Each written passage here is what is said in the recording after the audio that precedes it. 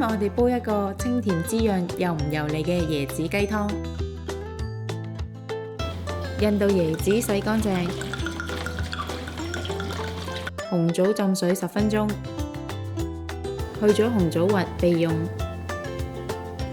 雪耳浸軟，剪走硬心同埋剪成細塊。雞殼同瘦肉洗乾淨，剪成細件。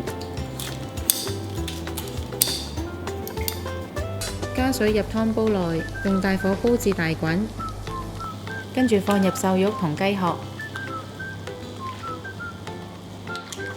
等表面灼熟，封咗肉汁。當水再次大滾嘅時候，再將印度椰子、雪耳同紅棗放入煲內。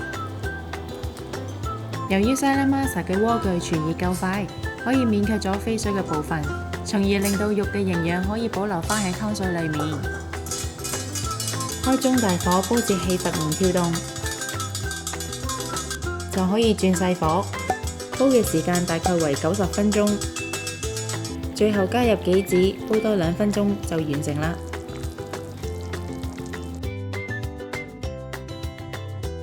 鍾意我哋條影片嘅朋友可以 Like、Subscribe、Share， 同埋記得撳着個鐘仔，可以第一時間收到我哋嘅最新資訊同埋影片。